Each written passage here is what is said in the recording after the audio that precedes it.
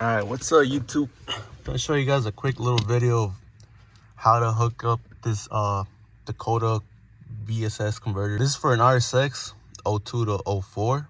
It could work for any other RSX, I believe, but I'm just showing you guys how to do it in the 02 04.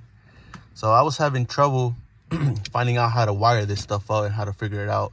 I looked up online, stuff was confusing, or maybe I would find videos that were being installed in like older model cars, like 97s or 98, stuff like that. But I finally got it figured out. I figured I'd post a quick little video in case any of you guys are actually struggling. It's actually pretty easy, pretty straightforward once I figure it out. So hopefully this video helps you guys out if you guys are trying to figure out how to do an RSX. But the first thing you want to do, obviously, is figure out your diagram here. So this is a 02 to 04 RSX, and I used the Ktuned instructions to wire up their converter, because actually I had one that I was using when my transmission had stock gears, but I recently changed to a PPG gear transmission, and I tried using this, but it was not working properly at all.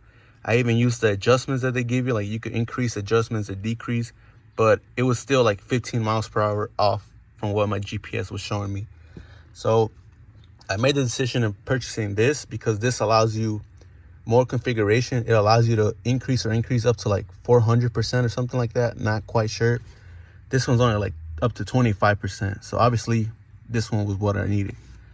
And what you get is a box. There's no wires, no nothing. So this little wires is the ones that I cut off from the Ktuned, because I wasn't going to use this anymore. But basically what you got to find next is your wire diagram. Again, this is for 02 to 04 RSX. So I used the instructions of Ktuned to wire up right here. So obviously this needs a power, it needs a ground, and it's an input signal from the VSS sensor, and then your output signal. So it's only 4 wires.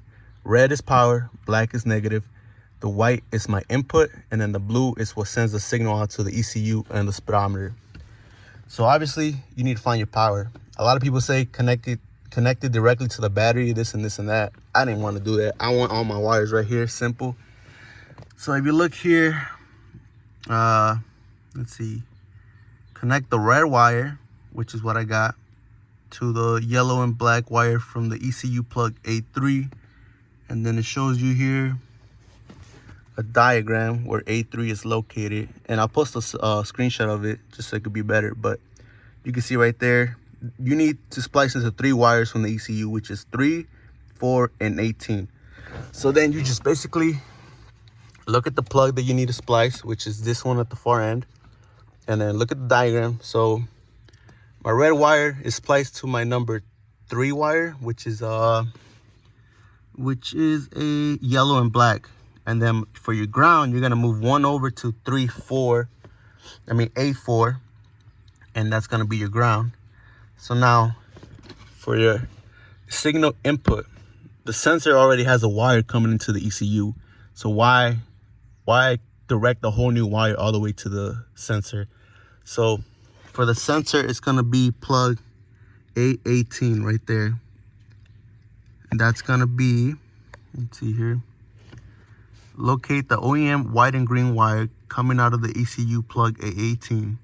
Follow that wire harness and you will find that it actually divides into 2 white and green wires. So from the ECU, which is this one right here, A18, it's 1 single wire. This wire, if you follow it up, it actually ends up splicing into 2 more green and white wires. One of those wires goes to your dash, and one of those goes to the speedometer. To the vehicle speed sensor. So it's not that confusing. 1 wire to the ECU comes out, and it splits into 2 wires. 1 to the dash, and 1 to the sensor. So for your vehicle speed input, for me, it's a white wire. I don't know what you guys would be using. So this white wire will connect to one of those 2 cables. One of them, you will clearly see that it goes to this harness right here. Where is it at? Let me find it. Okay, so here it is.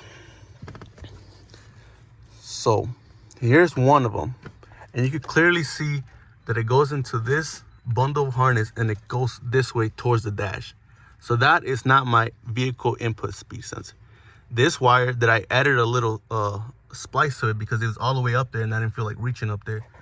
But that one goes out towards the firewall, which means it's the vehicle speed sensor signal. So you connect your signal wire to this wire that goes out to the firewall and you put it in the input.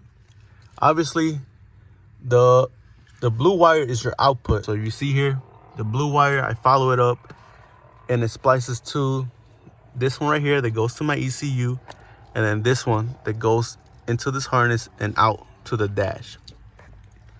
So your output will connect to 2 wires, dash, ECU. Your signal input is going to be 1 wire that comes from the firewall, and it will look like white and green. And that's pretty much it. This one has 1, 2, and 3, and 4, 5. Each output gives out I don't know how to explain it. It gives out like a different voltage.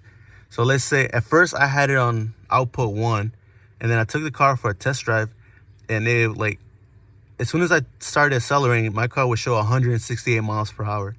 And I was trying to figure out how to adjust it. I went on the app and lowered the percentage and everything, and it was still reading wonky. So then I did some research and I figured out that each output actually gives out less voltage or less readings. I don't know how to explain it. So then I tried output 2, and my car was reading a little bit better, but it was still way up by like 30, 40 miles per hour. So then I did 3, and I was closer to the GPS on the phone. So then I went down to 4, and this one was reading off like maybe 5 miles off from the GPS. So at that point, you're closer to the GPS. So now you just play with the settings on the app, which is like the percentages that you want to go up or down to increase or decrease the vehicle speed sensor. So if 1 or 2 doesn't work out for you, go to 3 and 4, and eventually you'll see it go lower, lower, lower. And that's what. Now on the actual sensor, there's 3 wires only. These you have to switch around. Again, this is if you're using like a 05, 06 transmission where the VSS is no longer in the back, but it's in the front, like magnetic. So again, I used the Ktuned diagram because it's literally the same thing. So now for the speed sensor, you obviously got to switch the wires around. So like I said, there's 3 wires. On the OEM 02 to 04 harness, your number 1 is your ground, your number 2 is your power, and your number 3 is your signal. For the new sensor, if you're using a 05, 06 transmission or like a Civic SI transmission, the new pinout will be number 1 will be your power, number 2 will be your signal, and number 3 will be your ground, just as is shown here in this diagram.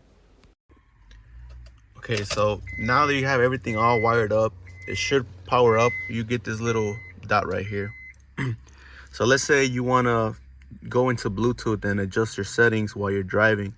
You're obviously going to have to put this in a setup mode. So you will press both of these buttons at the same time, and you'll get set up right here. And that would allow you to connect to this through Bluetooth and actually adjust the settings. Because if you just connect to it and you go on the app, it will tell you the box needs to be setup mode in order for you to change the configurations. So just press these 2 buttons, you'll get set up, and you'll be able to connect. So here I am using the app, going into the Bluetooth settings. So you'll connect to it, you'll go to setup, and then you go to speed.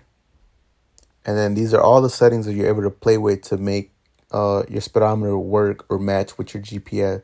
So for me, the input type high worked for me. Pull up, I kept it on because when I turned it off, it would not read properly. It was reading all over the place. So I kept it on. Output, I went high to low.